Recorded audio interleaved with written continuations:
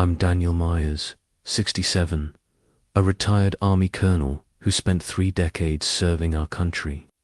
My own children roll their eyes when I mention my military service, calling me a stubborn old veteran who lives in the past. Last month, at my daughter's birthday dinner, their dismissive laughter cut deeper than any battlefield wound. But when their startup faced a government contract crisis that threatened to destroy everything they'd built, suddenly my outdated Pentagon connections became their lifeline. What happened next revealed the true cost of their years of disrespect, changed our family forever. Before we jump back in, tell me where you're tuning in from, and if this story touches you, make sure you're subscribed, because tomorrow I've saved something extra special for you. If you've ever felt dismissed by those who should honor your sacrifices, like for more stories of respect earned and bridges rebuilt. The Bronze Star Medal sits in a frame on my mantle. Its ribbon faded, but the metal still gleaming. Most visitors notice it, ask respectful questions. My own children walk past it like it's wallpaper. I earned that medal in Afghanistan, leading a convoy rescue mission that saved 17 soldiers. The citation reads like something from a movie. But I remember the weight of every decision, the faces of the men I brought home. That's what 3 decades of service looks like, moments when everything you've trained for crystallizes into action that matters. I enlisted at 18, fresh out of high school in small-town Ohio. The Army gave me structure, purpose, and eventually, Sarah. I met her during my second tour in Germany, where she worked as a civilian contractor for the Department of Defense. She understood the military life in ways that civilian spouses often struggle with. The deployments, the moves, the commitment that extends beyond a 9-to-5 job. By the time I made colonel, I'd served in Panama, the Gulf War, Kosovo, Iraq, and Afghanistan. Each deployment shaped me, taught me that leadership isn't about barking orders, it's about earning trust, making impossible decisions, and bringing everyone home. The discipline, the attention to detail, the unwavering commitment to mission and people, these weren't just military values. They became who I am. Sarah used to say, I carried myself like a soldier, even in civilian clothes. Straight posture, precise movements, that habit of scanning rooms when I enter. After retirement 5 years ago, these traits that once commanded respect now seem to embarrass my children. Rebecca, my daughter, runs a tech startup with the confidence of someone who's never failed at anything important. She's 35, brilliant, and convinced that innovation trumps experience every time. My son Michael, 32, is a corporate lawyer who treats every conversation like a negotiation he's already won. Both of them succeeded despite, or perhaps because, of the stability my military career provided. Private schools, college, without debt, a foundation they could build upon. Yet somehow, in their success, they've forgotten where that foundation came from. When I share stories from my service, I watch their faces glaze over. Rebecca checks her phone. Michael finds reasons to step away. They've reduced 30 years of dedication to their country into dad's war stories, entertainment they've grown tired of hearing. The irony isn't lost on me. I spent decades protecting the freedoms they now use to dismiss the very service that secured those freedoms. But that's not what hurts the most. What cuts deepest is the realization that they see my greatest accomplishments as irrelevant relics of a bygone era. The Christmas card from 1995 is tucked in my wallet, creased from years of carrying it. In the photo, Sarah holds baby Michael, while 10-year-old Rebecca grins gap-toothed beside me in my dress uniform. We all look genuinely happier, family proud to be together. That was the last Christmas. Everyone seemed pleased to see me in uniform. Retirement hit harder than I'd expected. After 30 years of clear missions and defined purpose, civilian life felt formless. Sarah tried to help me adjust, suggesting hobbies, volunteer work, travel, but every suggestion felt like admitting my irrelevance. I'd gone from commanding hundreds of soldiers to debating what to do with my Tuesday afternoons. Then cancer took Sarah 3 years into my retirement. Ovarian cancer, aggressive and merciless. In her final months, she made me promise to stay close to the kids, to not let grief drive me into isolation. I've tried to honor that promise, but it's been harder than any military campaign I ever faced. The children visit less now. Rebecca lives 40 minutes away but might as well be in another country. Her startup consumes her life 16-hour days, weekend meetings, constant calls from investors and developers. When she does visit, she brings her laptop, fielding emails while we eat dinner. Michael's law firm keeps him equally busy, chasing partnership with the dedication I once applied to military objectives. I understand ambition. I respect hard work. What I don't understand is how success has made them less patient, less interested in connection. Every conversation feels rushed. Every story interrupted by buzzing phones or glazed expressions. Last month, I attempted to share news about running into General Morrison at the grocery store, a man I'd served under in Iraq, who now advises the current Secretary of Defense. Before I could explain the significance, Rebecca sighed and said, "Here we go again," while Michael actually rolled his eyes. The dismissal was swift and brutal. I've started timing my stories. 30 seconds before the first phone check. 60 seconds before someone changes the subject. 2 minutes if I'm lucky, though that usually means they're composing emails in their heads. The house feels enormous now.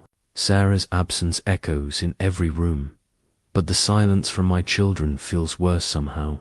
When Sarah was alive, she bridged the gap between my military directness and their civilian sensibilities. She translated my stories, helped them understand why these memories mattered.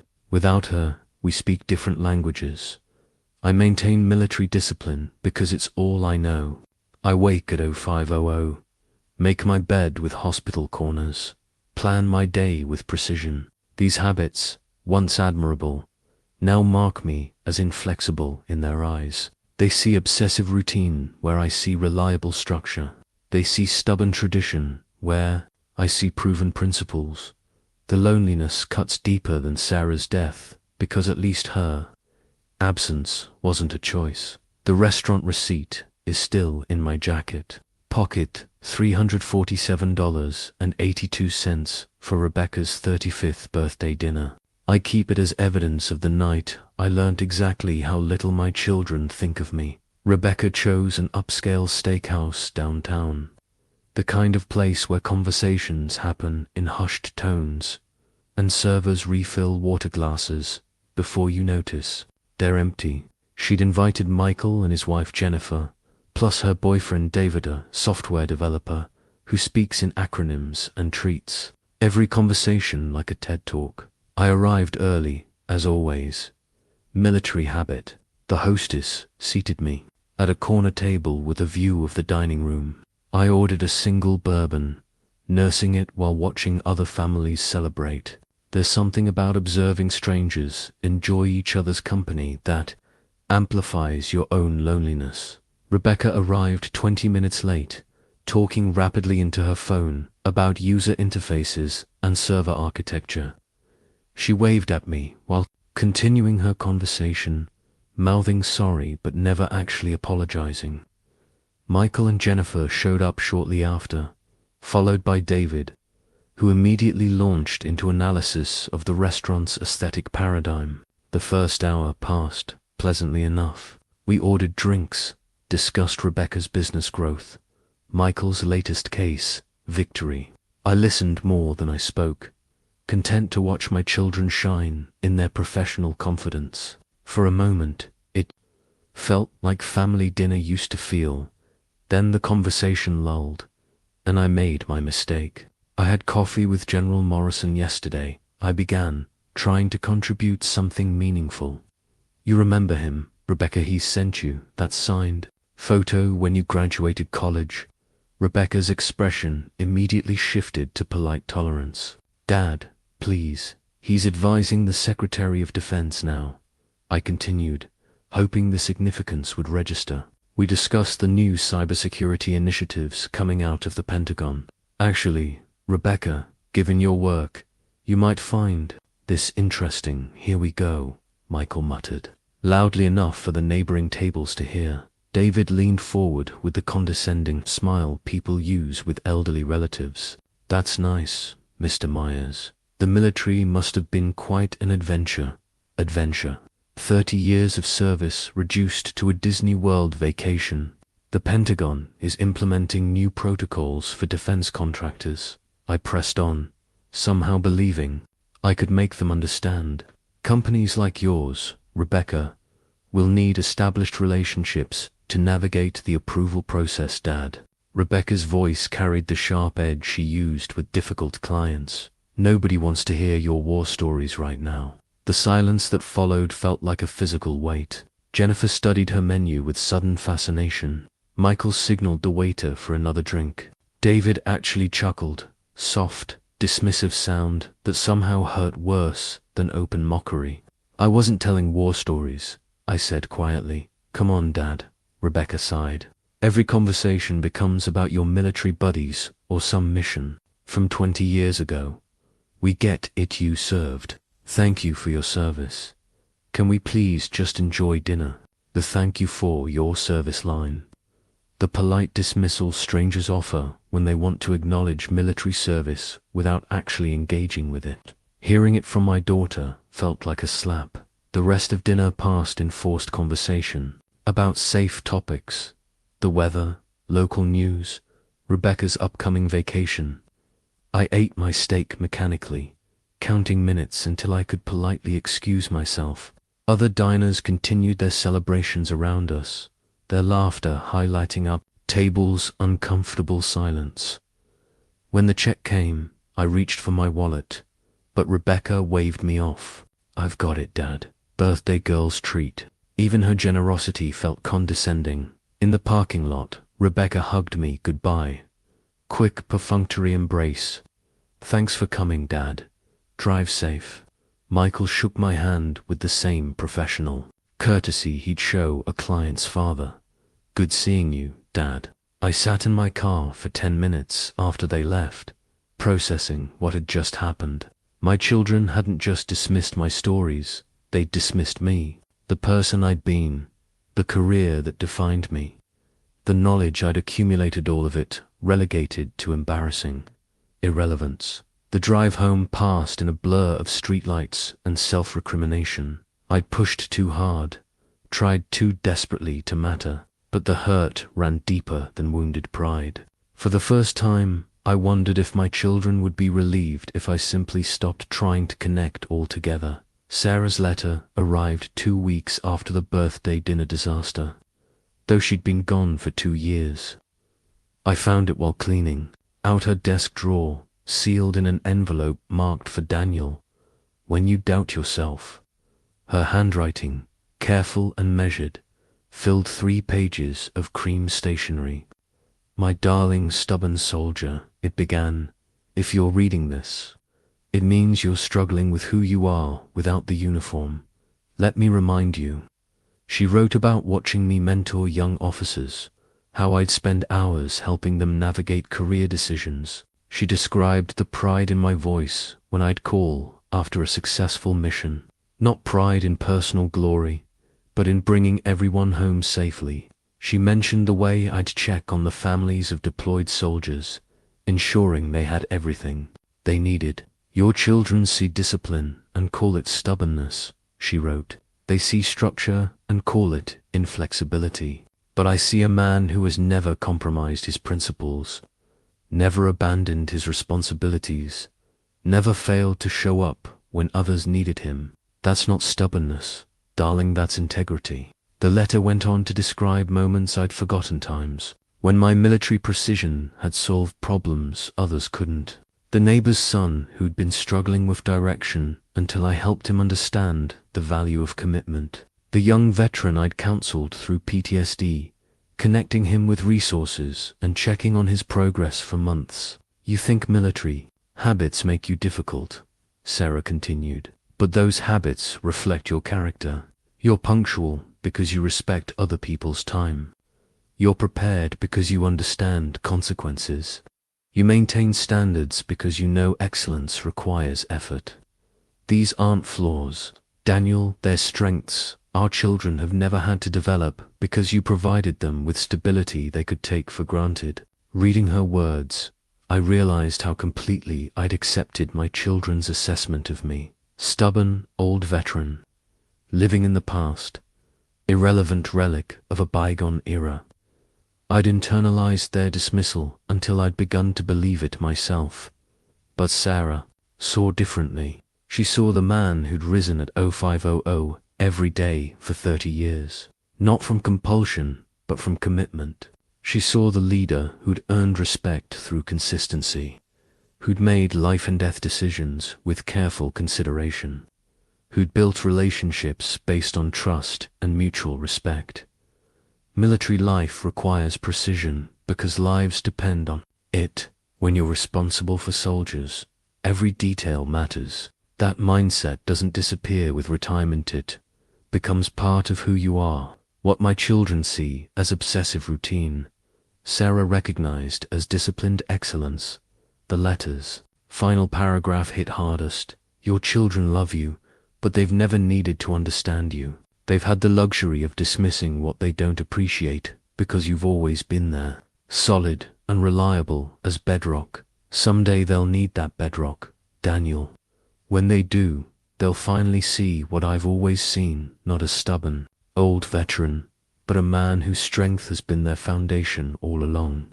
I folded the letter carefully, returning it to its envelope. Sarah had known me better than I knew myself, had seen past my rigid exterior to the man underneath. Her words didn't erase the hurt from that birthday dinner, but they reminded me of something crucial. My worth isn't determined by my children's recognition of it. That night, I made a decision. I wouldn't stop loving Rebecca and Michael, but I would stop trying to prove my relevance to them. If they saw me as a stubborn old veteran, so be it. I'd wear that label with the same dignity I'd worn my uniform. Rebecca's business plan sits on her desk, like a declaration of war against traditional thinking. TechSecure, the cybersecurity startup she founded 3 years ago with her college friend, David Kim, represents everything she believes about the future. Innovation over experience, disruption over establishment, merit over connections. The 47-page document outlines their audacious goal to revolutionize government cybersecurity through artificial intelligence and machine learning. Where traditional defense contractors rely on legacy systems and bureaucratic relationships, TechSecure promises cutting-edge solutions delivered with Silicon Valley speed and efficiency. Rebecca built the company on the premise that government contracts should go to the best technology, not the best connections. She's proud of bootstrapping their growth without relying on anyone's networkers, especially not her father's. In her mind, depending on old boy networks would validate everything she finds outdated about military culture. David shares her philosophy completely. A brilliant programmer with degrees from MIT and Stanford, he views government contracting through the lens of pure meritocracy. Their partnership works because they both believe talent and innovation should triumph over tradition and relationships. Over 3 years, they've grown TechSecure from a garage operation to a legitimate company with 12 employees and $3.2 million in annual revenue. They've landed contracts with mid-sized corporations and regional government agencies, building a reputation for delivering sophisticated security solutions ahead of schedule and under budget. But their ultimate prize has always been federal contracts, specifically Department of Defense cybersecurity work. The Pentagon spends billions annually on digital security, and Rebecca believes TechSecure can provide better solutions than the established defense contractors who've dominated that space for decades. Their breakthrough, moment came 6 months ago when the Defense Department announced a $50 million contract for next generation cybersecurity infrastructure. The requests for proposals read like TechSecure's mission statement: innovative approaches, cutting-edge technology, rapid deployment capabilities. Rebecca spent weeks crafting their proposal, working 18-hour days to perfect every technical specification. David led a team developing prototype demonstrations that showcased their AI-driven threat detection systems. They invested $200,000 of company funds, nearly half their cash reserves, into preparation and presentation materials. The irony never occurred to either of them. While building solutions for military cybersecurity, Rebecca actively avoided learning anything about military culture or decision-making processes. She viewed her father's Pentagon connections as artifacts of an obsolete system, networking relationships that modern procurement should transcend. "We're not selling relationships," she told David during one late-night strategy session. "We're selling results. The best technology should win, period." David agreed completely. Government contracts should be about capability, not connections. "We're proving that innovation beats politics." Their confidence wasn't misplaced. TechSecure's technology genuinely represented advancement over existing solutions. Their AI algorithms could detect threats traditional systems missed. Their deployment process reduced implementation time by 60%. And their cost structure undercut established competitors significantly.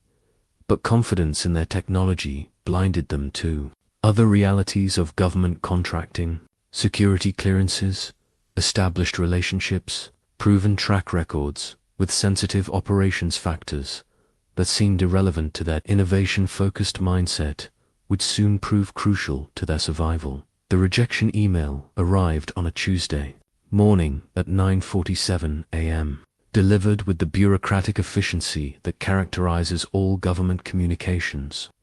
Rebecca read it 3 times before the words fully registered. After initial review, TechSecure Solutions does not meet the preliminary qualification requirements for DoD contract number 2025CYBER8847. Your proposal has been eliminated from further consideration. Reason: insufficient security clearance partnerships and lack of established DoD contractor relationships. David found her staring at her computer screen 20 minutes later, the email still open, her coffee growing cold in her hands. "What's wrong?" he asked, then read over her shoulder. His expression shifted from concern to disbelief to anger in rapid succession. "This is exactly what we expected," Rebecca said, though her voice lacked conviction. The old boys' network protecting itself from real innovation. But even as she spoke, doubt crept in. They'd anticipated resistance from established contractors, maybe even biased evaluation processes. They hadn't expected summary elimination before their technical capabilities were even reviewed. David pulled up the contract requirements they'd studied for months. "Look at this. We exceed every technical specification. Our threat detection rates are 40% higher than industry standards. Our deployment timeline is half the required duration. How can they eliminate us without evaluating the actual proposal?" Rebecca called the Pentagon contracting office, navigating through layers of automated systems before reaching a human being who spoke in careful, non-committal phrases. "The initial screening process evaluates contractor qualifications before technical review," the official explained. "Cybersecurity contracts require established relationships with cleared personnel and proven track records with sensitive government operations. But our technical capabilities are evaluated in the second phase, ma'am. Only pre-qualified contractors advance to technical review." The call ended with polite efficiency, leaving Rebecca and David staring at a fundamental truth they'd refused to acknowledge. Government contracting wasn't purely about having the best product. It was about proving you could be trusted with national security responsibilities. Over the following week, They researched other companies that had won similar contracts. The pattern became uncomfortably clear. Every successful bidder had either decades of government experience or partnerships with firms that did. Security clearances weren't just bureaucratic formalities.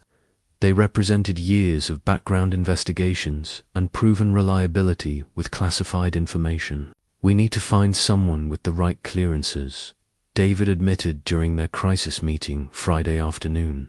"A partner or consultant who can get us through the qualification process." Rebecca nodded reluctantly. "I've been making calls. There are consulting firms that specialize in helping companies navigate government contracting. Most of them are run by former military officers or retired Pentagon officials." The irony was bitter.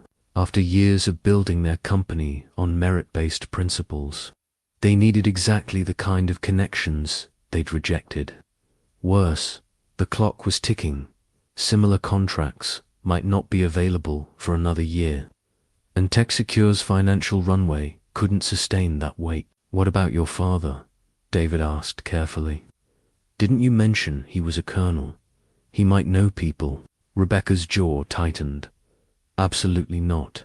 We're not going down that road." But that night, alone in her apartment, she found herself Googling Pentagon cybersecurity contracts and military contractor requirements.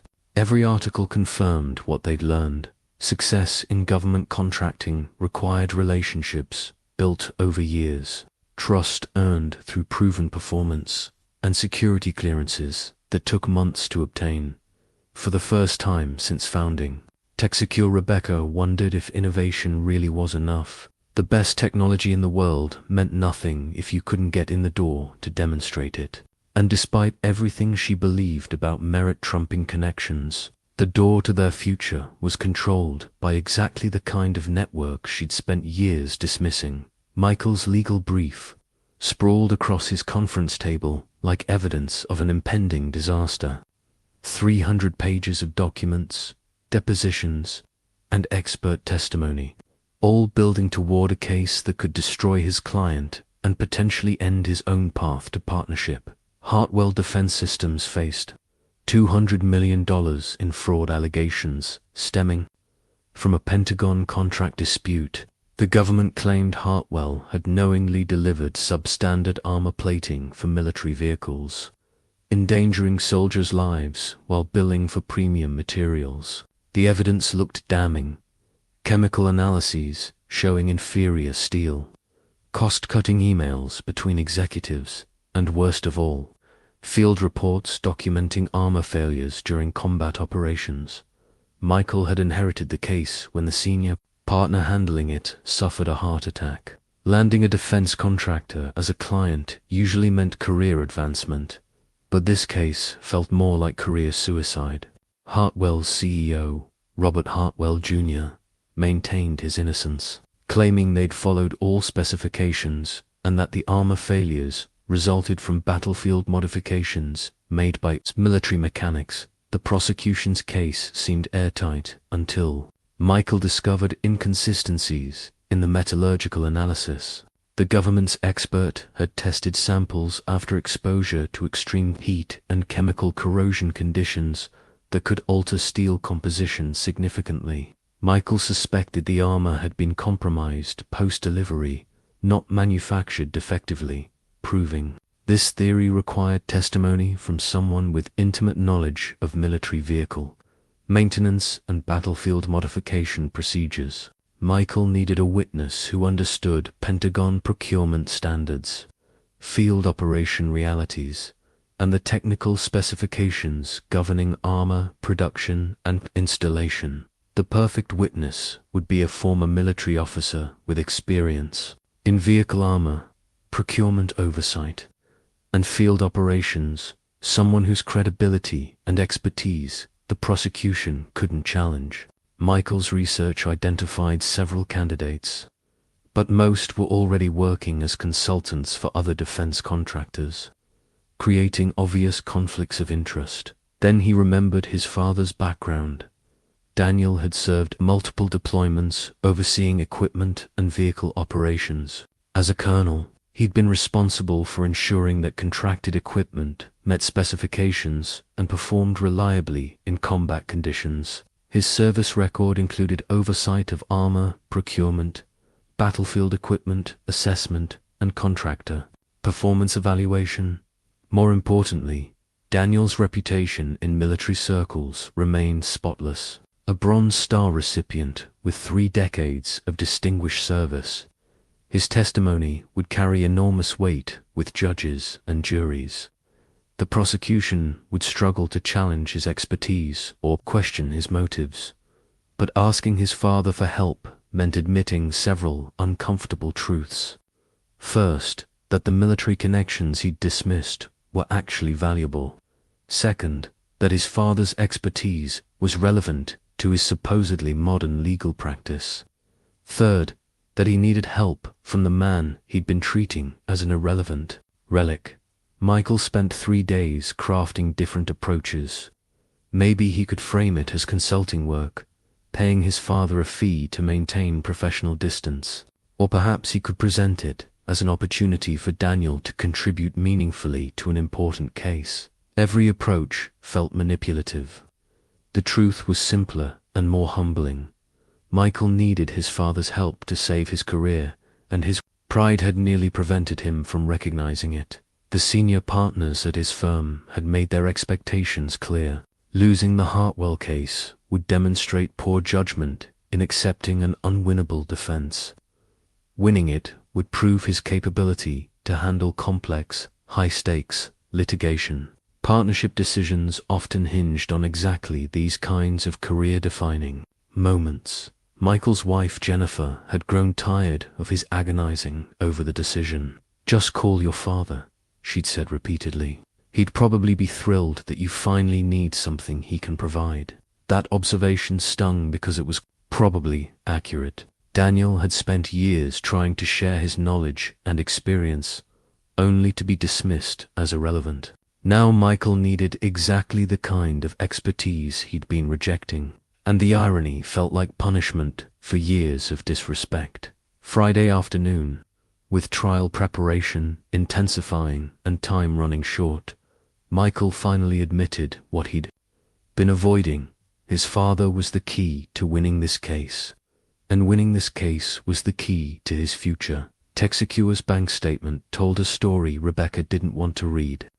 3 months after the Pentagon contract rejection, their cash reserves had dwindled to $180,000, barely enough to cover 2 months of payroll and basic operations. The numbers stared back at her from her laptop screen like a countdown timer to failure. Worse than the financial pressure was watching her team slowly abandon ship.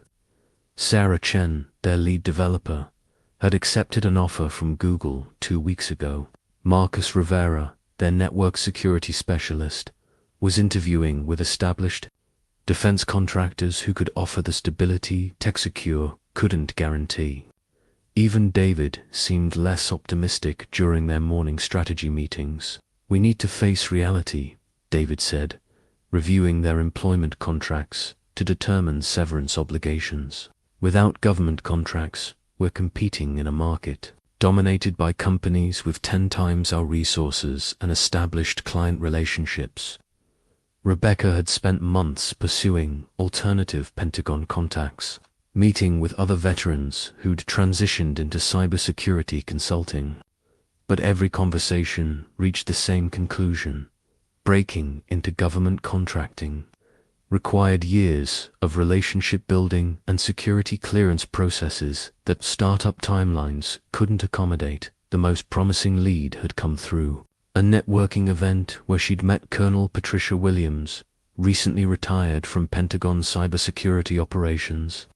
Williams reviewed Texacure's technology demonstrations and admitted their solutions were superior to anything currently deployed by DoD contractors. "Your AI threat detection is remarkable," Williams had said. "This technology could genuinely improve our national security capabilities." But Williams also delivered the harsh reality check Rebecca had been avoiding. Technology alone isn't enough. Government contracts are awarded to companies that prove they can be trusted with our most sensitive operations.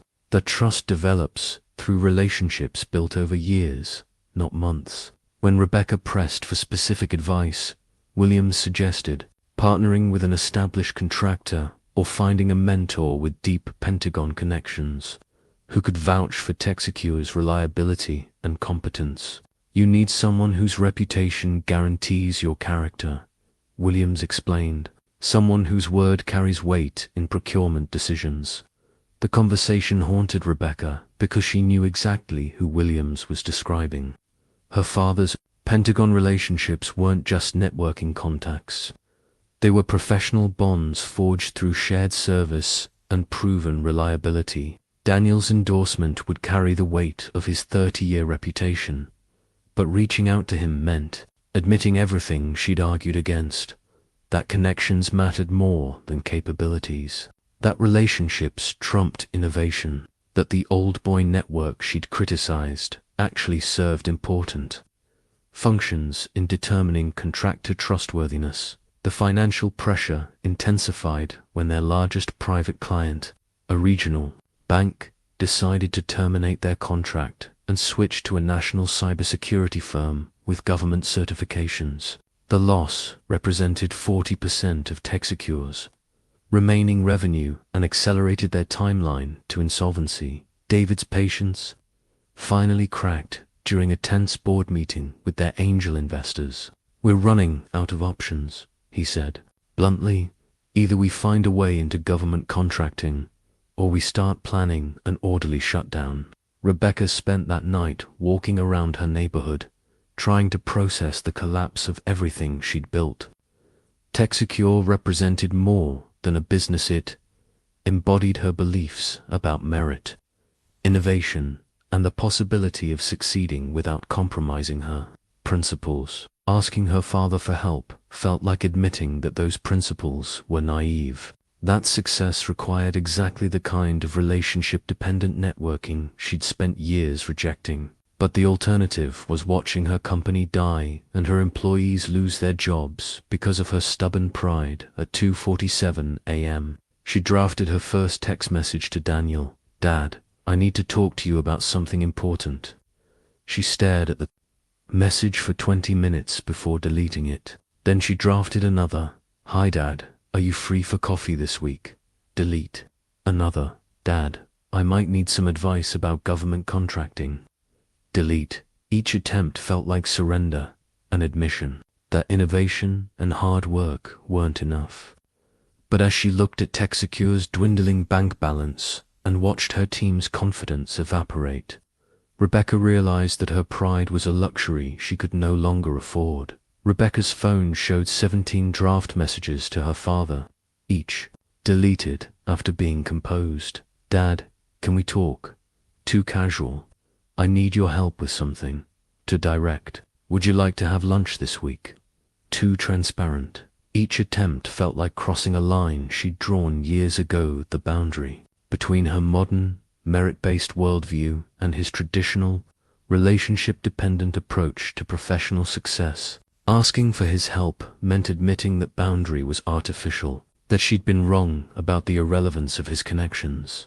Meanwhile, Daniel maintained his morning routine with military precision. Wake at 0500, coffee and news until 0600, then 30 minutes tending Sarah's garden before breakfast.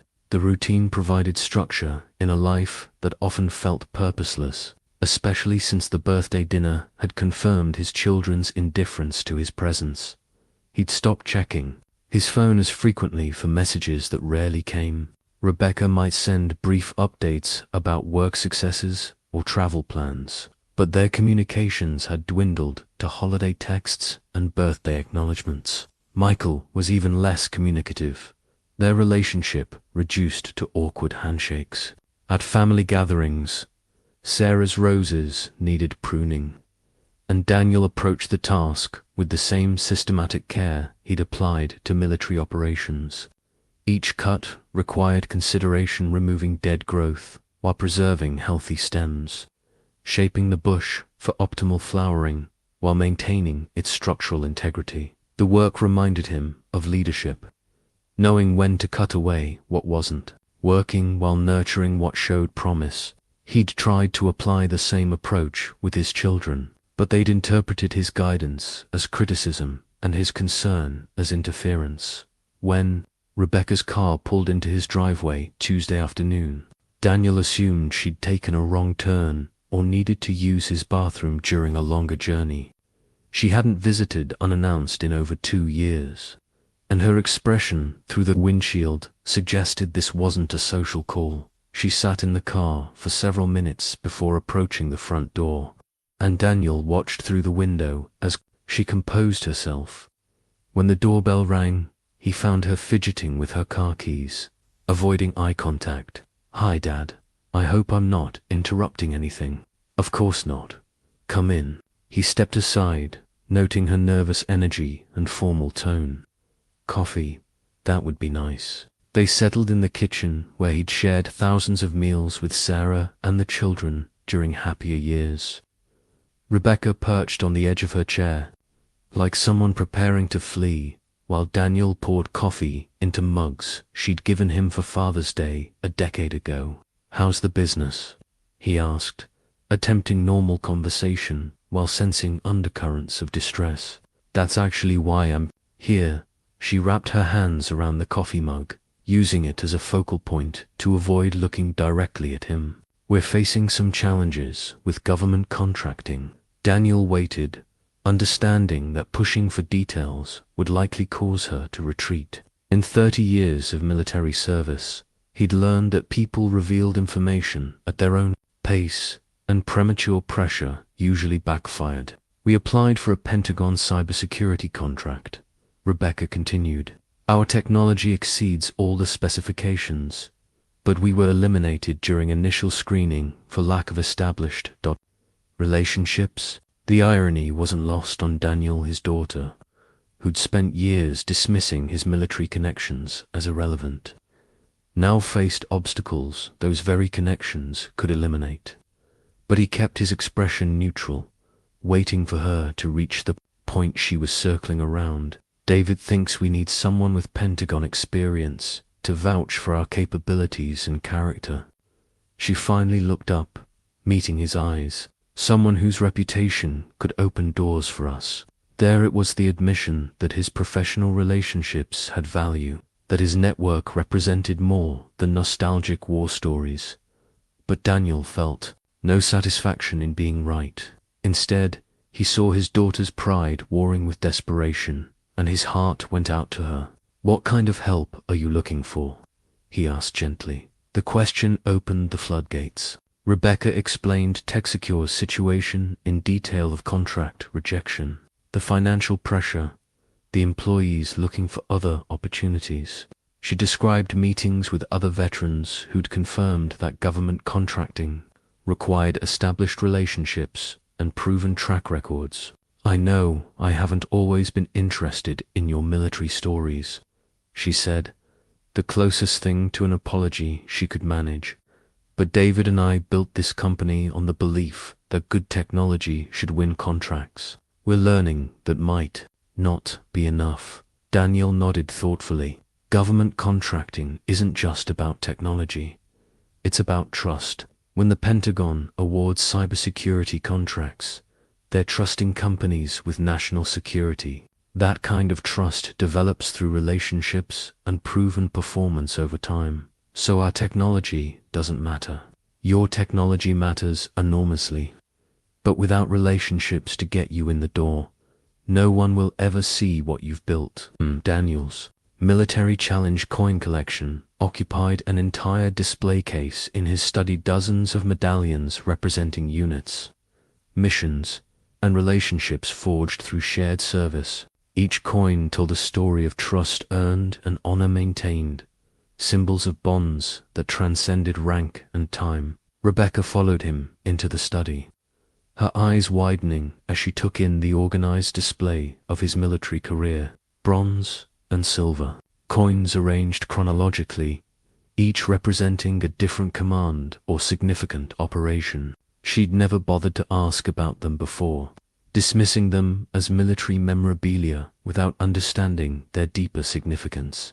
Each of these represents people, Daniel explained, selecting a coin from his 82nd Airborne Division, not just units or missions, but relationships built through shared purpose and mutual respect. When I ask someone for a favor, I'm calling upon years of trust and proven reliability. He could see Rebecca processing this information, beginning to understand that his connections weren't casual networking contacts, but professional bonds, forged through life and death situations where character was tested and proven. I'll help you, Daniel said simply, but you need to understand what you're asking. When I recommend TechSecure to Pentagon officials, I'm putting my reputation behind your company. If you succeed, it reflects well on my judgment. If you fail, it damages relationships I've spent decades building. The weight of that responsibility settled over Rebecca like a heavy coat. She'd approached this conversation thinking about what her father could do for her company. She hadn't considered what she was asking him to risk.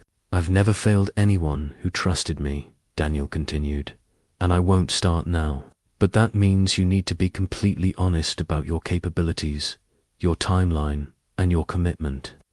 No overselling, no unrealistic promises, no cutting corners to win contracts you can't properly execute. Before Rebecca could respond, Michael's car pulled into the driveway. Through the window, they watched him sit motionless for several minutes, clearly wrestling with his own decision to ask for help. When Michael finally entered the house, his expression mirrored Rebecca's pride, warring with necessity, independence, challenged by circumstance. The three of them hadn't been alone together since the disastrous birthday dinner, and the tension was palpable. "This is awkward," Michael said, attempting levity. "I'm guessing we're both here for similar reasons." Daniel gestured toward the living room chairs where they'd had family meetings during the children's teenage years. "Let's hear what you need, son." Michael explained the Hartwell defense case with the precision of a seasoned litigator, outlining the allegations, the evidence, and the technical expertise required for an effective defense. He needed a witness who could speak authoritatively about military vehicle armor, procurement standards, and battlefield modification procedures. More specifically, Michael continued, "I need someone whose credibility is unquestionable, whose military record speaks for itself, and whose testimony the prosecution can't challenge on expertise or character grounds." Daniel listened without interruption, his expression growing more serious as Michael detailed the implications. A $200 million fraud case involving Soldier. Safety wasn't just another legal matter, it touched on military procurement, integrity, and battlefield equipment reliability, issues that had defined much of Daniel's career. "You understand what you're asking," Daniel said when Michael finished. "Testifying in a defense contractor fraud case puts me in the middle of a dispute involving Pentagon procurement and soldier safety. That's not a favor. That's asking me to stake my reputation on your client's innocence." Michael nodded soberly. "I've reviewed all the evidence. I believe Hartwell is innocent, that the armor failures resulted from post-delivery modifications rather than manufacturing defects. But proving that requires testimony from someone with your background and credibility." Daniel stood and walked to the window overlooking Sarah's garden. His children sat in uncomfortable silence, finally understanding that their requests carried weight beyond their personal or professional needs. They were asking him to leverage relationships built through decades of service, to risk credibility earned through proven performance. "I'll help you both," Daniel said finally, "but only because I believe in doing what's right, not because I need to prove my relevance to my children. Rebecca, I'll make calls to Pentagon officials who can evaluate TechSecure fairly. Michael, I'll review your case materials and provide expert testimony if the evidence supports your client's innocence." He turned back to face them. "But I have conditions. First, complete honesty about capabilities and limitations. Second, respect for the people and processes involved. Third, understanding that this isn't about me proving my worth, it's about using my experience to serve legitimate purposes. For the first time in years, Daniel saw genuine respect in his children's eyes. They were beginning to understand that his military career hadn't been a collection of irrelevant stories, but the foundation of expertise and relationships that could solve problems they couldn't handle alone. Daniel's Rolodex looked like an artifact from another era, rotating card file filled with handwritten contact information, notes about family members, and personal details accumulated over 30 years of military service. Each card represented more than professional contact information. They documented relationships maintained through Christmas cards, promotion, congratulations, and check-ins during life transitions. Rebecca and Michael watched in fascination as their father methodically reviewed cards, selecting specific contacts based on their current positions and past interactions. This wasn't random networking. It was strategic relationship management executed with military precision. General Patricia Morrison, Daniel said, holding up a card filled with annotations, currently serves as Senior Advisor to the Secretary of Defense for Cybersecurity Initiatives. I served under her in Iraq, where she commanded the 25th Infantry Division's cyber operations. Her daughter graduated from Georgetown the same year as Rebecca. He showed them the card's margin notes. Promoted to Brigadier General, 2018. Husband retired. Navy. Son deployed Afghanistan, 2023. Granddaughter. Born March 2024. Personal details that transformed a professional contact into a human relationship. I don't just call people when I need favors, Daniel explained. I maintain relationships because I care about these people and their families. General Morrison knows that when I recommend someone, I've done my homework.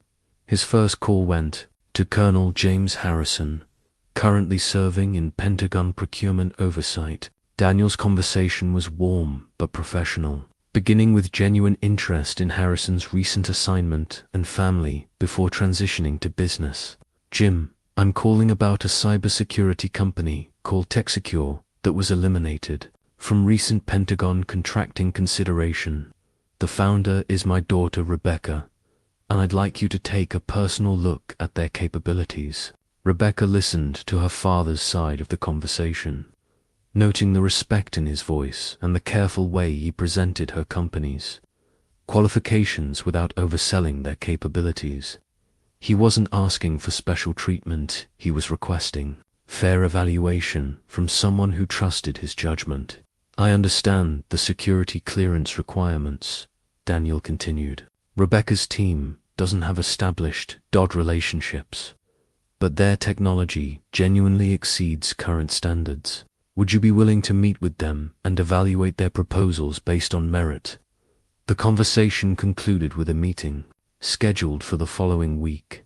Harrison would review TechSecure's materials personally and provide guidance on navigating the procurement process properly. Daniel's second call went to General Morrison, beginning with congratulations on her granddaughter's birth before transitioning to Michael's legal case. Patricia, I'm calling about expert testimony for a defense contractor case involving vehicle armor specifications. The case involves Hartwell Defense Systems, and I believe there are questions about post-delivery modifications versus manufacturing defects.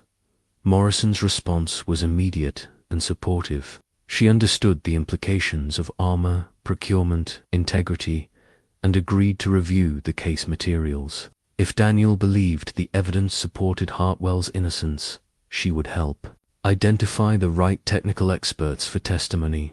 Your word has always been good enough for me, Daniel, Morrison said, and Rebecca could hear the respect in her voice even from across the room. Over the next 2 hours, Daniel made 6 more calls.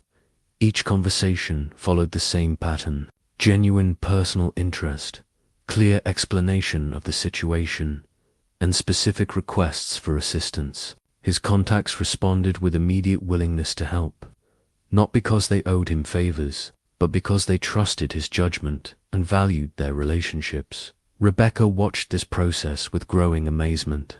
Her father wasn't leveraging an old boy network for personal advantage. He was activating a system of mutual respect and proven reliability. These people helped him because he'd earned their trust through decades of consistent character and professional excellence.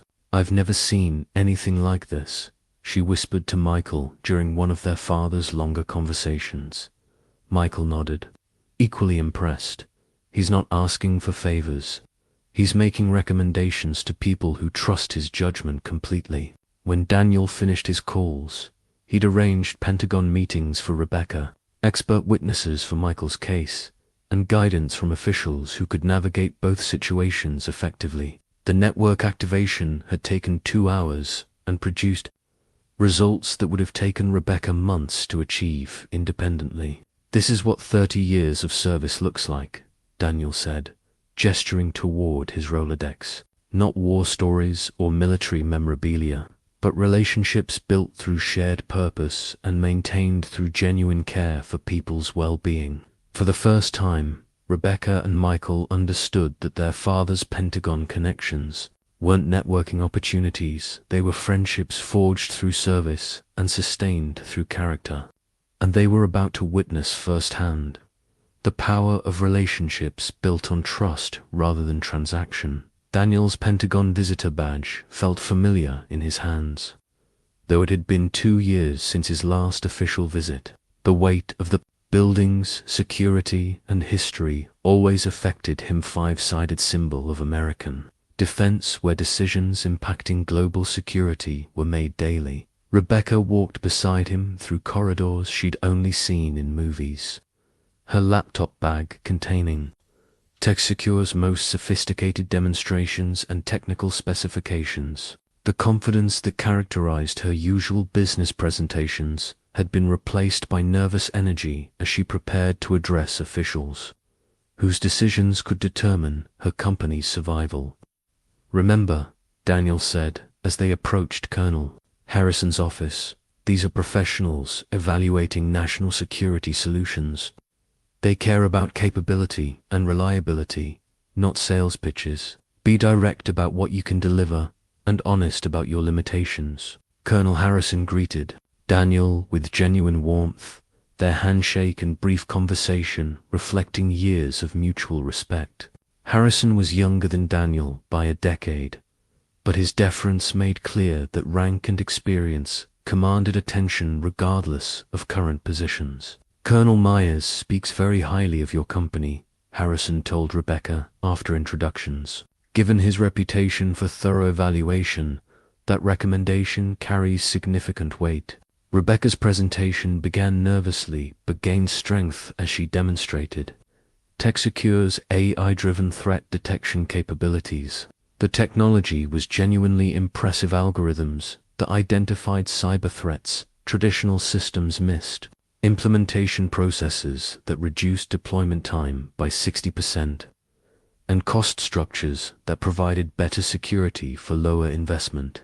Harrison asked technical questions that revealed deep understanding of cybersecurity challenges facing military networks. His inquiries weren't designed to trip up Rebecca, but to understand how TechSecure's solutions addressed specific operational requirements. "Your threat detection rates are remarkable," Harrison acknowledged. "These capabilities could genuinely improve our defensive posture, but implementation requires integration with existing systems and personnel training that takes months to complete effectively." Daniel watched his daughter navigate these discussions with growing pride. She answered questions directly, admitted limitations honestly, and focused on realistic implementation rather than overselling capabilities. The military discipline he'd tried to teach her through example was finally manifesting in her professional approach. The meeting with General Morrison was even more revealing. Morrison's office displayed 30 years of military achievement, and her greeting of Daniel reflected the deep respect shared among combat veterans who'd served together. "Rebecca, Your father's recommendation is the strongest endorsement possible, Morrison said after reviewing Texecure's materials. Daniel's judgment about people and capabilities has been proven reliable over decades of service. Morrison's questions focused on Texecure's ability to handle classified information and work within military operational requirements. She explained security clearance processes, ongoing background investigations, and the accountability systems governing defense contractors. Technology excellence is essential, Morrison emphasized, but protecting national security requires companies we can trust completely.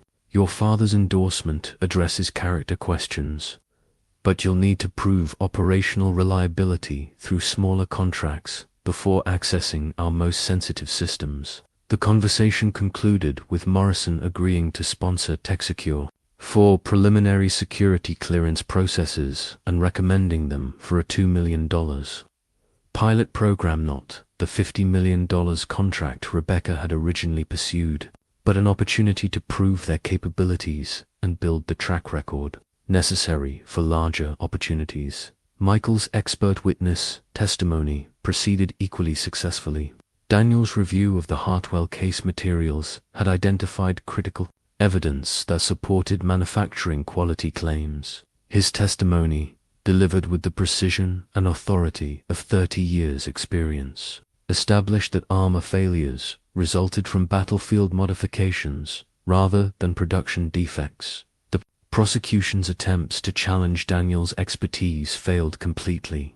His service record, technical knowledge, and unquestionable integrity made him an ideal witness whose testimony couldn't be discredited or dismissed. Colonel Myers, the prosecution attorney, said during cross-examination, "Isn't it possible that you're biased in favor of defense contractors based on your military background?" "Counselor," Daniel replied calmly, "my bias is toward protecting soldiers' lives. If Hartwell had delivered defective armor, I would testify against them. The evidence shows they delivered quality products that were modified after delivery in ways that compromised their effectiveness." Both children watched their father command respect in environments where his knowledge and character were valued and recognized. Pentagon officials sought his opinions, deferred to his expertise, and treated his recommendations as authoritative guidance worth following. Rebecca realized that her father's Pentagon relationships weren't outdated networking. They represented current, active respect for his continued expertise and proven judgment. Michael understood that his father's testimony carried weight precisely because his integrity was unquestionable and his knowledge was authoritative.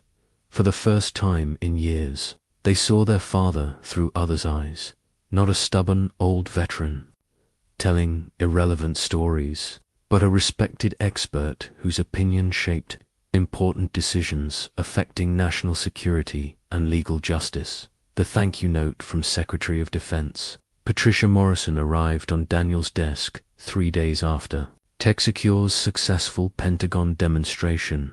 Written on official letterhead in Morrison's personal handwriting, it represented the kind of recognition that most defense contractors spent years trying to achieve. "Daniel," the note began, "Rebecca's presentation exceeded all expectations. Her team's cybersecurity innovations represent exactly the kind of advanced thinking our defense networks require.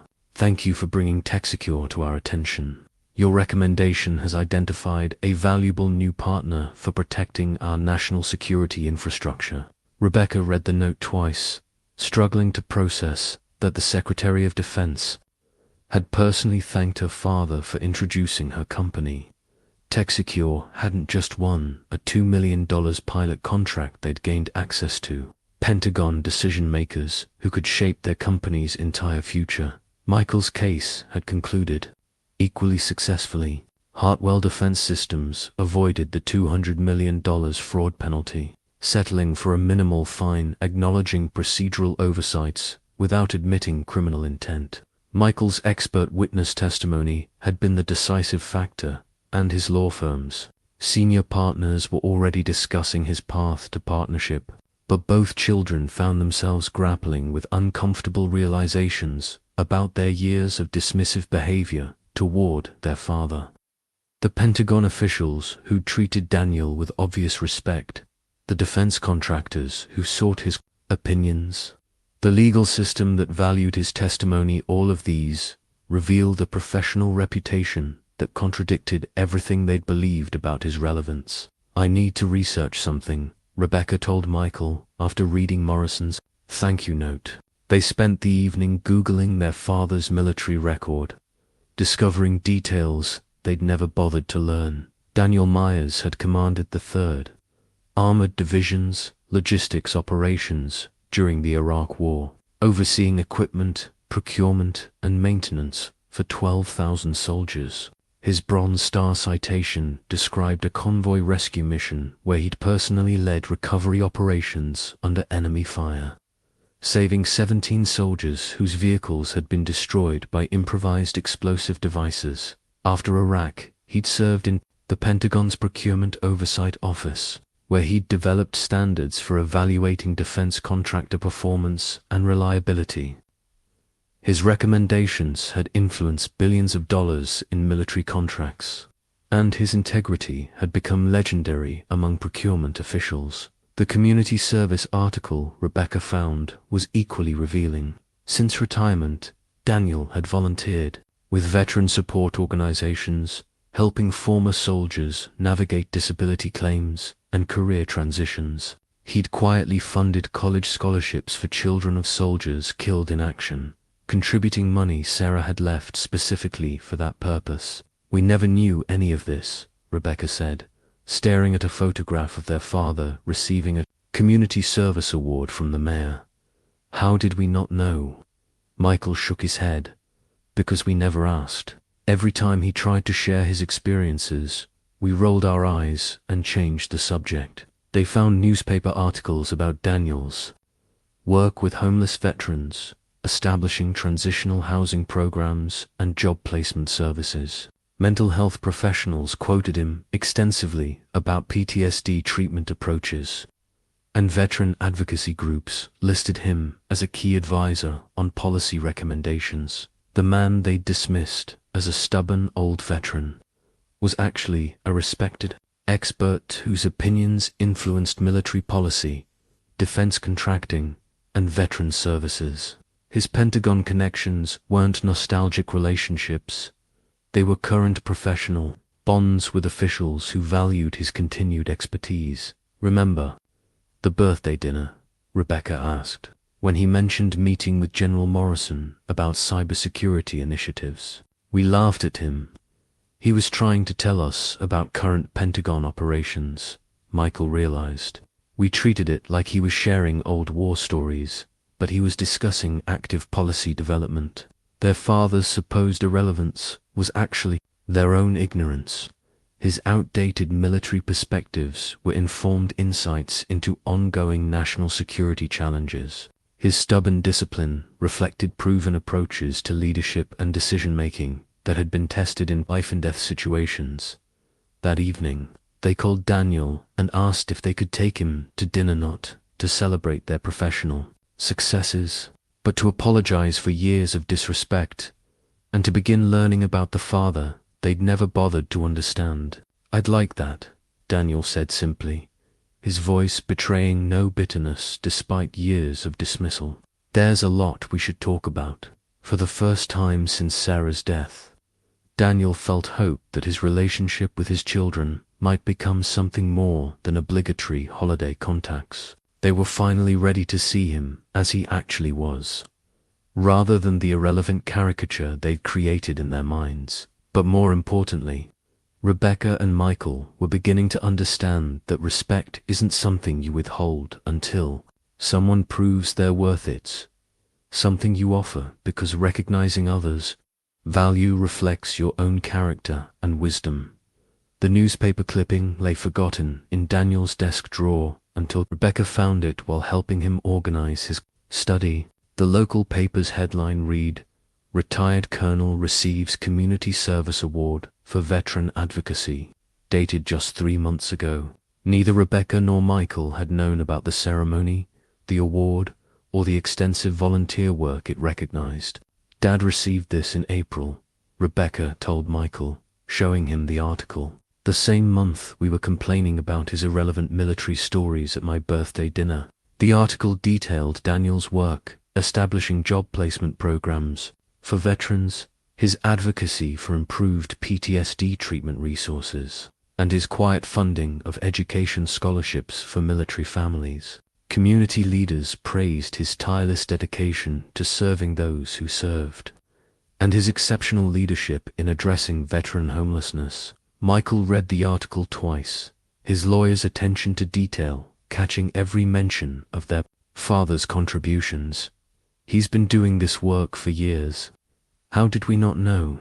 They'd come to Daniel's house to cook dinner together, their first family meal since the disastrous birthday celebration. But discovering the newspaper clipping had shifted their evening's purpose from awkward reconciliation to necessary reckoning with years of willful ignorance. Daniel found them in his study, reading about his community service work with expressions of growing shame and realization. "We need to talk," Rebecca said, holding up the newspaper clipping. "Really talk about how we've treated you and what we've missed." They moved to the dining room, where Sarah's absence felt particularly acute. Her chair remained empty, but her presence seemed to guide the conversation toward honesty and healing rather than blame and defensiveness. "Dad, we owe you an apology," Michael began, "not just for dismissing your help with our careers, but for years of disrespect and willful ignorance about who you are and what you've accomplished." Rebecca nodded, her voice thick with emotion. "We turned you into a caricature, the stubborn, old veteran living in the past, but you're not living in the past. You're actively contributing to the present in ways we never bothered to learn about." Daniel listened without interruption, recognizing the courage it took for his children to admit such fundamental mistakes about their relationship. Years of hurt wanted him to catalog their dismissals, to detail the pain of being treated as irrelevant by the people whose opinions mattered most. But Sarah's voice echoed in his memory. "Forgiveness isn't about forgetting what happened, it's about choosing love over hurt, connection over separation." "I accept your apologies," Daniel said quietly, "but I need you to understand something. I didn't help you to prove my worth or to make you acknowledge my relevance. I helped you because that's what fathers do. We use whatever resources we have to support our children's success and well-being." Rebecca wiped away tears she hadn't realized were falling. "We made you invisible in your own family, while strangers were honoring your service and community leaders were seeking your guidance. We were rolling our eyes at your stories. The Pentagon officials who respected your expertise, the veterans whose lives you've improved, the community organizations that value your leadership, they all see what we refuse to acknowledge," Michael added. "You've been making a difference this entire time, and we've been too proud and ignorant to notice." Daniel reached across the table, taking his children's hands in his own. "Your mother used to say that love means seeing people as they actually are, not as we want them to be or fear them to be. For years, you saw me as you feared I was irrelevant and stuck in the past. But I also failed to see you as you actually were, successful adults who'd built impressive careers and were struggling to understand how your upbringing fit into your current lives." The conversation continued deep into the evening, years of misunderstanding slowly dissolving through honest recognition of mutual failures and genuine commitment to rebuilding their relationship on foundations of respect and understanding. "Mum would be proud of this conversation," Rebecca said as they cleared dinner dishes together. "She'd be proud of all of us," Daniel replied, "for finally choosing connection over pride, understanding over judgment." For the first time since Sarah's death, Daniel felt genuine hope that his family might become what she'd always envisioned, not perfect, but honest, supportive, and genuinely connected through love that acknowledged each person's true worth and contribution. Sarah's wedding ring had remained in Daniel's jewelry box since her death, too precious to wear but too meaningful to store away completely. 2 weeks after their reconciliation dinner, he finally felt ready to share stories about their partnership, stories his children had never heard because they'd never asked about their parents. Relationship beyond basic facts. Rebecca and Michael arrived for Sunday dinner carrying flowers for Sarah's grave, a ritual they'd begun after learning about their father's weekly visits. They'd discovered that Daniel had been tending Sarah's resting place alone for 2 years, never mentioning his grief or asking for company in his mourning. "Tell us about Mom," Rebecca said, as they settled in the living room after dinner. "Not the stories you shared when we were kids, but the real stories about your marriage and partnership." Daniel held Sarah's ring, its diamond catching light from the lamp beside his chair. "Your mother was the strongest person I ever knew, and I've served alongside Medal of Honor recipients. She managed a military family with grace I never fully appreciated until I tried to manage a civilian household alone." He described their courtship in Germany, where Sarah worked as a Department of Defense civilian contractor specializing in communication systems. She understood military life because she was part of it, not just married to it. She knew the demands of deployment, the stress of command responsibility, the challenge of maintaining family stability when your career requires constant mobility. Sarah had managed their household during his deployments with efficiency that would have impressed his drill sergeants. She'd coordinated moves between bases, maintained connections with extended family, and ensured their children felt secure despite the disruptions inherent in military life. "During my Iraq deployment, your mother sent me letters every day for 15 months, Daniel continued. "Not just news about your activities, but thoughtful analysis of family decisions we needed to make together. She researched schools near our next assignment, managed our finances, and kept our family functioning as a unit despite my absence." Rebecca had never considered the challenges her mother faced as a military spouse. The constant relocations, the solo parenting during deployments, the career sacrifices required to support a husband's military service. Sarah had made it all look effortless, but that ease had required tremendous strength and adaptability. "When I made colonel, the promotion meant more responsibility but also more family stress," Daniel explained. Sarah attended every official function, remembered the names and personal details of hundreds of other military families, and helped me understand the human dynamics that made units successful or dysfunctional. Michael realized that his mother had been his father's most trusted advisor on leadership and personnel decisions. Her insights about human nature and relationship dynamics had informed Daniel's command philosophy and contributed to his reputation for caring about soldiers' welfare. "Your mother never received official recognition for her contributions to my career," Daniel said, "but she was essentially my partner in every major decision. When I was offered the Pentagon assignment, she researched Washington area schools, housing markets, and career opportunities for herself. She made my success possible through her support and sacrifice." The children learned that Sarah had maintained extensive correspondence with military families worldwide, providing support networks for other spouses facing deployment stress and relocation challenges. Her home had been a gathering place for officers' wives who needed advice about parenting challenges or career transitions. "She worried about you both during my deployments," Daniel continued. "Not just about daily care, but about maintaining your connection to me despite my absence. She recorded videos of your school events so I could feel involved, wrote detailed letters about your accomplishments and challenges, and helped you understand why my service mattered for our family and country." Rebecca felt a deep sadness recognizing how much of her mother's sacrifice and strength she'd failed to appreciate. Sarah had managed a complex military household while maintaining her own career in defense contracting. contributing to both family stability and national security through her professional expertise. After retirement, your mother helped me process 30 years of military service and find new purpose in civilian life, Daniel said. She researched volunteer opportunities that would use my skills meaningfully, encouraged me to maintain relationships with fellow veterans, and supported my advocacy work even when it required significant time and emotional energy.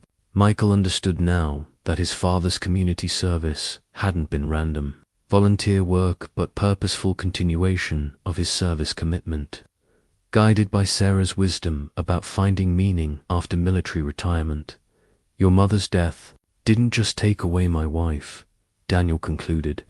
It removed my closest advisor, my emotional anchor, and the person who helped me understand how to connect with people outside military culture, including my own children.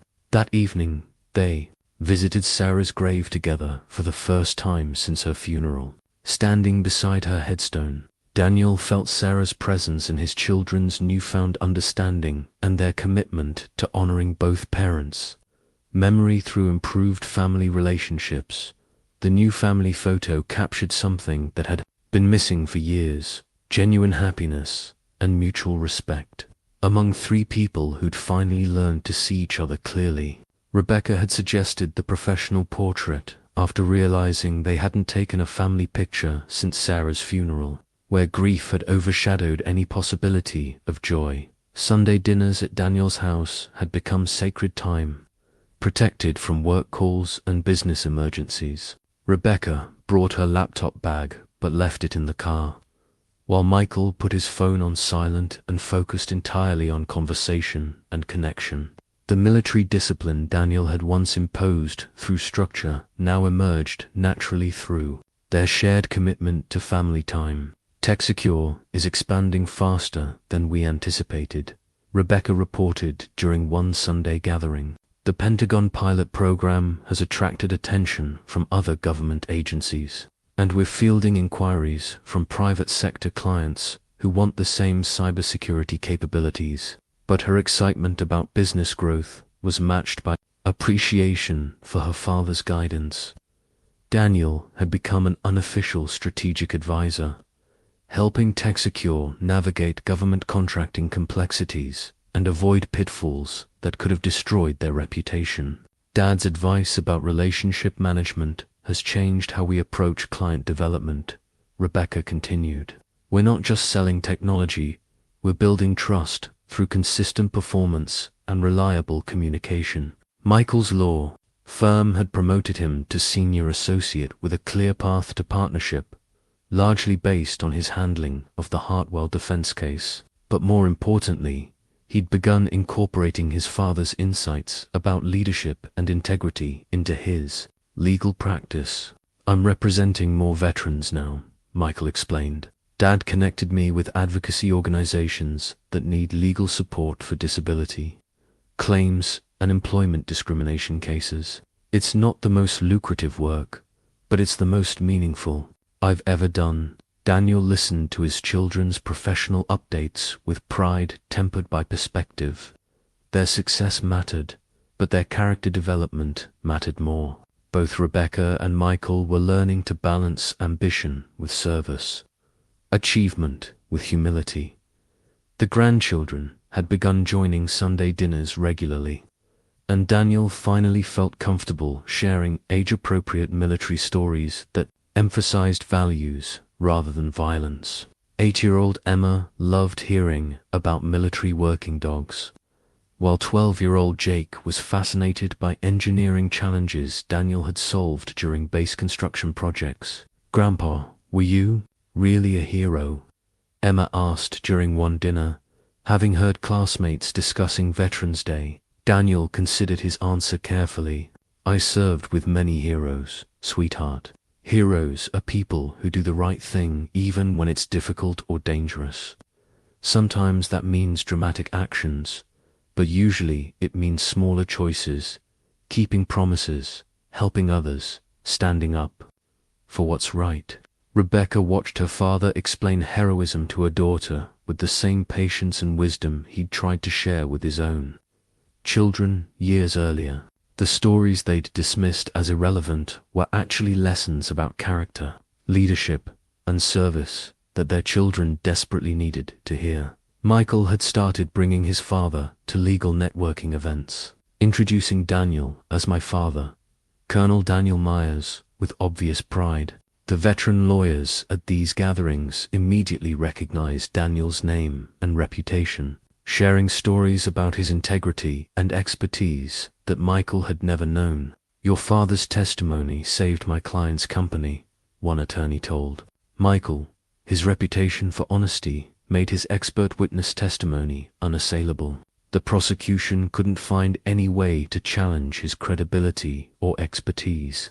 These conversations helped Michael understand that his father's professional standing extended far beyond family relationships. Daniel was genuinely respected throughout the legal and military communities for qualities that transcended personal connections, expertise, and unwavering commitment to truth. The family began visiting Sarah's grave together monthly, each visit feeling less like mourning and more like honoring her memory through improved relationships and shared appreciation for the foundation she'd helped create.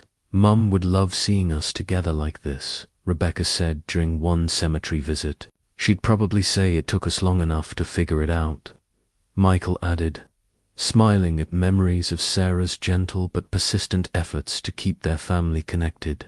Daniel nodded, feeling Sarah's presence in his children's laughter and their grandchildren's questions about their military heritage.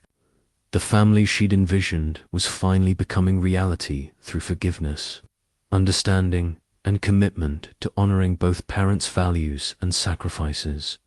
For the first time since Sarah's death, Daniel felt truly hopeful about his family's future and his own continued purpose in their lives. Daniel's purple heart now occupies a place of honor in Rebecca's corporate office, displayed in a shadow box alongside a photograph of him in dress uniform and a placard explaining its significance to visiting clients and employees. The medal that once gathered dust on his mantle now serves as a daily reminder of the sacrifice and dedication that built the foundation for her success. 6 months after their reconciliation, the transformation in family dynamics had become complete and irreversible. Daniel's integration into his children's professional lives reflected their genuine appreciation for his expertise rather than obligatory acknowledgement of family ties. TechSecure's successful execution of the Pentagon pilot program had led to a $15 million expansion contract and inquiries from NATO allies seeking similar cybersecurity capabilities. Rebecca credited her father's guidance with teaching her to navigate government contracting complexities while maintaining the innovative edge that set TechSecure apart from established competitors. Colonel Myers serves as our strategic government relations advisor, Rebecca explained to a reporter profiling successful veteran family business partnerships. His 3 decades of military service provide insights into government needs and decision-making processes that no business school could teach. The article featured a photograph of Daniel reviewing cybersecurity protocols with Rebecca's technical team, his expertise bridging military operational requirements with cutting-edge technology solutions. TechSecure employees had quickly recognized his value, seeking his input on project planning and client communication strategies. Michael's law firm had established a Veterans Legal Services division with Daniel as senior consultant, providing pro bono representation for veterans facing employment discrimination and disability claim challenges. The division's success had attracted national attention and positioned Michael for early partnership consideration. Having Colonel Myers' credibility behind our veteran advocacy work has opened doors throughout the legal community, Michael's senior partner acknowledged. His reputation for integrity makes our cases more compelling and our mission more credible. But the professional achievements, impressive as they were, mattered less to Daniel than the restoration of genuine family relationships.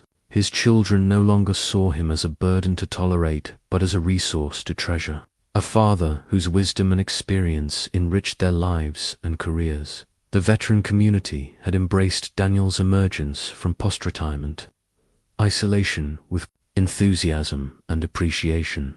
His mentorship of young veterans transitioning to civilian careers had become legendary, and veteran service organizations competed to secure his participation in their programs.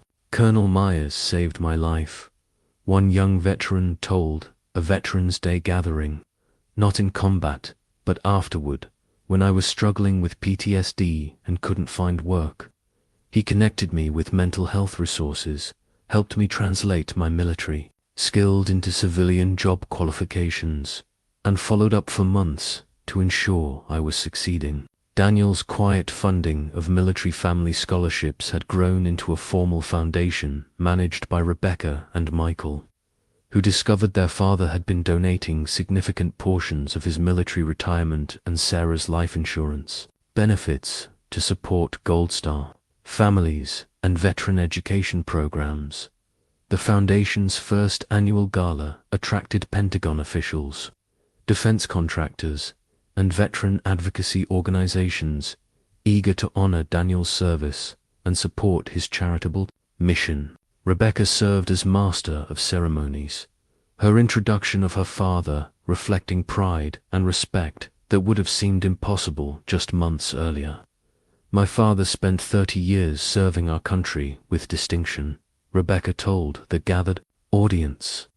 "But his greatest service has been teaching his family and all of us that true leadership means using your influence and resources to lift others up, not to advance yourself." Daniel's acceptance speech was brief and characteristically humble, focusing on the ongoing needs of veteran families, rather than recognition of his own contributions. But his children saw the tears in his eyes as he acknowledged their support and partnership in continuing Sarah's vision of service beyond self. The evening concluded with presentation of a Purple Heart Memorial displayed dozens of photographs and stories from recipients whose sacrifices had protected American freedoms. Daniel's photograph and citation were prominently featured, but he spent the entire display period reading about other recipients' stories and honoring their service. Driving home together after the gala, 3 generations of the Myers family reflected on how completely their relationships had been transformed through recognition, respect, and genuine appreciation for each person's contributions and character. "Grandpa," 8-year-old Emma said from the back seat, "my teacher says you're a real hero." Daniel smiled, looking at his granddaughter in the rearview mirror. "We're all heroes when we help others and do the right thing, sweetheart. That's what families do. We help each other be the best people we can be." Rebecca reached over and squeezed her father's hand, finally understanding that heroism isn't measured in medals or recognition, but in the daily choice to serve others with integrity, compassion, and unwavering commitment to what's right. The stubborn, old veteran had become what he'd always been, a man whose strength, wisdom, and dedication provided the foundation for his family's success and his community's well-being. The only thing that had changed was his children's willingness to see and honor the father who had never stopped serving, never stopped caring, and never stopped hoping that love would eventually triumph over pride.